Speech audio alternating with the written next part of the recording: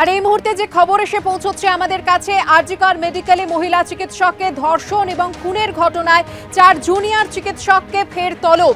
এই 4 জন জুনিয়র চিকিৎসকের সঙ্গেই ঘটনার দিন রাতে খাবার খেয়েছিলেন নির্যাতিতা, এমনটাই খবর সূত্রে। বিস্তারিত জানবো, কথা বলবো আমাদের প্রতিনিধি পার্থপ্রতিম ঘোষের সঙ্গে। পার্থপ্রতিম, কাকে কাকে তলব করা হয়েছে, কি জানতে চান তদন্তকারীরা?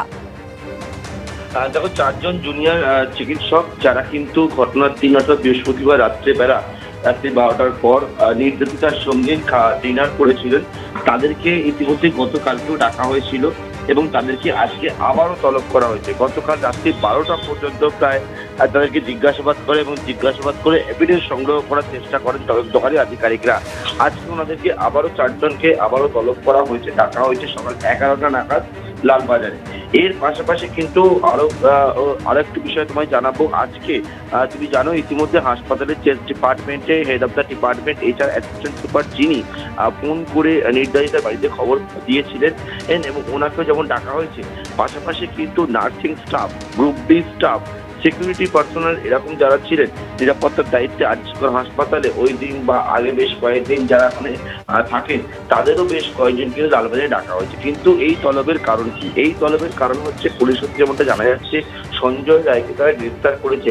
কিন্তু শুধু কি একা সঞ্জয়, নাকি তার সঙ্গে আরো কেউ যুক্ত ছিল? ওই সেমিনার হলে কি কেউ আগে থেকে ঢোকে লুকিয়ে বসেছিল, বাকি কেউ কি সঞ্জয়কে টাকা দিয়ে পাঠিয়েছিল, বা এই ঘটনার পিছনে আরো কেউ যুক্ত রয়েছে কিনা, সেই বিষয়টা জানার জন্যই তদন্তকারীরা কিন্তু এনাদেরকে তলব করেছে। অন্যদিকে তোমায় বলবো যে ইতিমধ্যে যে এসআইটির সংখ্যা, এসআইটি যারা সদস্যরা ছিলেন সেই সদস্যদের মধ্যে প্রায় 50 জনকে সহযোগী নেওয়া হয়েছে। এছাড়া আরো 6 জনকে ইনক্লুড করা হয়েছে এবং সব মিলিয়ে স্পেশাল ইনভেস্টিগেশন টিম যেটা 7 জন ছিল সেটা কিন্তু 63 জনের হয়েছে এখন বর্তমানে। এবং প্রায় 24 ঘন্টা ধরে লালবাজার তরফ থেকে বলা হচ্ছে তারা তদন্তকে এগিয়ে নিয়ে যাওয়ার চেষ্টা করছে। পাশাপাশি সোশ্যাল মিডিয়ায় বেশ কিছু বিষয় সামনে আসছে এবং সেই বিষয় সম্পর্কে পুলিশ সূত্রে লালবাজার তরফ থেকে বলা হচ্ছে প্রায় 15 জনকে চিহ্নিত করা হয়েছে। তার মধ্যে বেশ কয়েকজনকে আজকে লালবাজারে ডাকা হয়েছে। তারা যে সোশ্যাল মিডিয়ায় পোস্ট করছে আরজিকরের ঘটনাকে কেন্দ্র করে বা ঘটনার প্রসঙ্গে, সেই বিষয়ে কিন্তু তাদের কাছ থেকে জানতে চান তদন্তকারীরা। 160 নোটিশ সার্ভ করা হয়েছে সাক্ষী হিসাবে এবং কিভাবে কোন ভিত্তিতে এই পোস্টগুলো করছে সেই বিষয়ে কিন্তু জানতে চাওয়া হবে বলে জানানো হচ্ছে লালবাজারের তরফ থেকে। সুফানা, ধন্যবাদ পার্থপ্রতিম।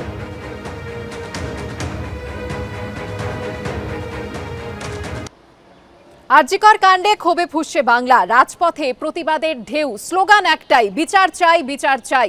বিশিষ্ট চিকিৎসক থেকে জুনিয়র ডাক্তার, পড়ুয়া, তারকা সমাজকর্মী, প্রতিবাদে সরব সবাই।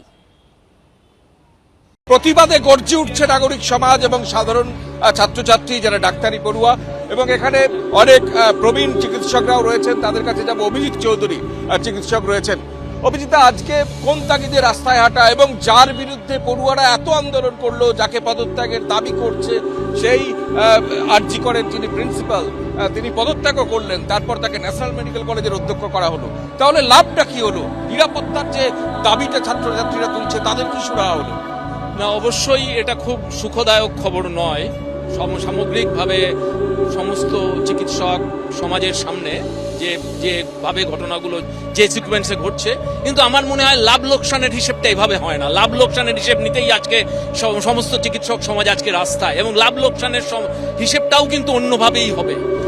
কারণ আজকে দাঁড়িয়ে খুব পরিষ্কার হওয়া দরকার, যে ঘটনা ঘটেছে সে ঘটনা ইতিহাসে খুব বেশি ঘটেনি এবং আগামীতে ঘটবে বলে আমরা কেউ প্রত্যাশাও করি না। সেই জন্য প্রশাসনের কাছে প্রত্যেকের প্রত্যাশা, প্রত্যেকের দাবি যে যত দ্রুত দোষীদের শাস্তি দেওয়া হোক এবং দোষীদের আড়াল না করা হোক। এর দুটোর কোনোটাই যদি না ঘটে তাহলে স্বাভাবিকভাবেই চিকিৎসক সমাজের ক্ষোভ তো প্রশমিত হবেই না এবং সেটা জ্বলতেই থাকবে এবং সামগ্রিকভাবে সমাজের পক্ষে সেটা মঙ্গলজনক হবে না। মুখ্যমন্ত্রী বলছেন 8 দিন, আগামী রোববার পর্যন্ত টাইম, তার মধ্যে পুলিশ কিনারা করতে না পারলে সিবিআইকে তিনি দিয়ে দেবেন কেসটা। প্রশ্ন সিবিআই নয়, উনি খুব ভালো করেই জানেন যেটা একজনের কাজ নয়। সামান্য একটু ফরেন্সিক জ্ঞান যাদের থাকে তারা এটুকু জানে যে ওই মেয়েটির গায়ে যে আঘাত পাওয়া গেছে সেটা একজন লোকের পক্ষে সম্ভব নয়। আরও লোক আছে, তাদেরকে আড়াল করছে কেন আড়াল করছে, কেন এত মিথ্যে কথা বলেছে, সেগুলো জানতে হবে। আজকে আমাদের প্রচণ্ডভাবে নাড়া দিয়েছে, আমরা সেজন্য রাস্তায় এসেছি।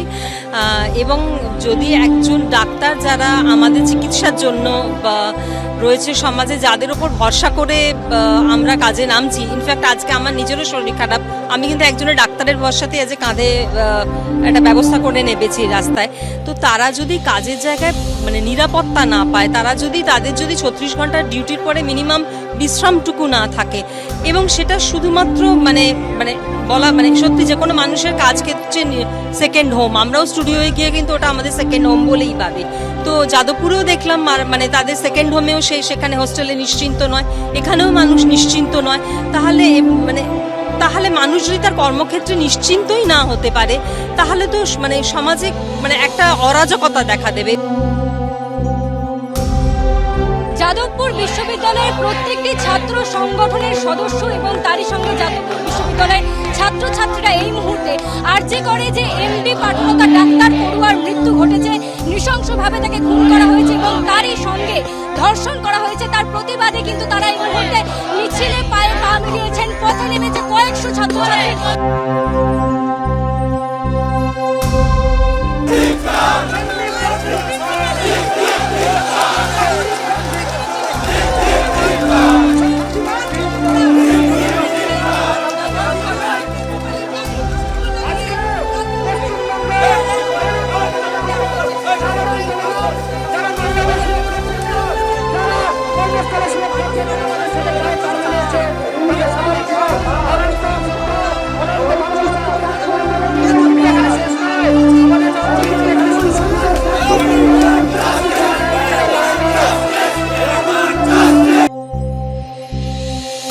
কলেজ স্কোয়ার থেকে শুরু হয়েছে মিছিল, যাবে আরজি কোর্ট পর্যন্ত। প্রায় 1.5 থেকে পৌনে 2 ঘন্টা ধরে মিছিল চলছে এবং সেই মিছিলে কিন্তু একটা অংশে রয়েছে ক্যালকাটা ন্যাশনাল মেডিকেল কলেজ হাসপাতাল। ইতিমধ্যে যেটা জানতে পারছি, রাজ্য স্বাস্থ্য দপ্তর সন্দীপ ঘোষ, যিনি কিনা আরজি কোর্ট মেডিকেল কলেজের প্রিন্সিপাল ছিলেন, তাকে কিন্তু এই যে ক্যালকাটা ন্যাশনাল মেডিকেল কলেজ তার প্রিন্সিপাল পদে বহাল করেছে। এই যে আমরা কথা বলবো, একদিকে সকালবেলায় দেখলাম সন্দীপ ঘোষ আরজি কোর্ট থেকে পদত্যাগ করলেন, তারপর রাজ্য সরকার তাকে সিএনএমসির প্রিন্সিপাল করলো, কি বলবে? আমরা তো একদমই তাকে মানতে রাজি নই আমাদের অধ্যক্ষ পদে। আমরা চাই আগে এই সমস্ত তদন্তের প্রসিডিওর শেষ হোক, তারপর যদি দেখা যায় যে টোটাল প্রসিডিওরটা আপনার সত্যিই কোনো দোষ ছিল না, তারপর উনি আসুন। কিন্তু এমন একটা ঘটনায় উনি জড়িয়ে আছেন যার এখনো অনগোয়িং তদন্ত চলছে, তার মধ্যে ওনাকে বহাল তবিয়তে আরেকটি প্রিমিয়াম ইনস্টিটিউটে ট্রান্সফার করে মাত্র দেয়া হলো। আমরা এটা একদমই মানতে চাইছি না। আগে তদন্তটা সম্পূর্ণভাবে নিরপেক্ষভাবে শেষ হোক, তারপর এই ডিসিশনগুলো নেওয়া হোক। আমরা মনে করি ততদিন অবধি আমাদের কলেজে অ্যাটলিস্ট ওনাকে না আসাই ভালো। আমরা আরেকজনের সাথে কথা বলবো।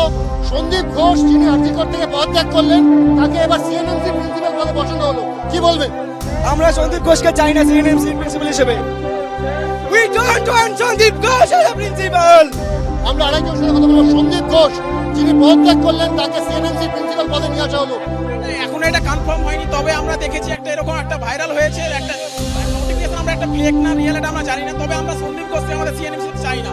মানে সিএনএমসি সন্দীপ ঘোষ আসবে এটা আমরা কখনো মেনে নিতে পারি না। আমরা সিএনএমসি যদি আসে তাহলে আমরা তাই এমনিতে আমরা প্রোটেস্ট করব। সন্দীপ ঘোষকে যতই ক্যালকাটা ন্যাশনাল মেডিকেল কলেজের প্রিন্সিপাল পদে রাজ্য সরকার বসাক না কেন, সেখানকার ছাত্রছাত্রীরা তারা কিন্তু বলছেন সন্দীপ ঘোষকে কোনোভাবে প্রিন্সিপাল পদে ক্যালকাটা ন্যাশনাল মেডিকেল কলেজে মেনে নেবেন না তারা।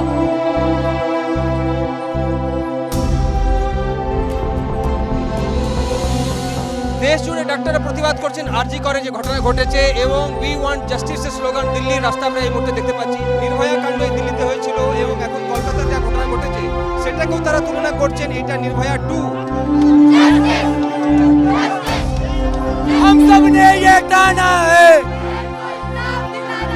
अरे हम सब ने ये ठाना है। अगर कोई अपने हॉस्पिटल में काम करते हुए सेफ नहीं है तो फिर हम सेफ कहाँ पे हैं?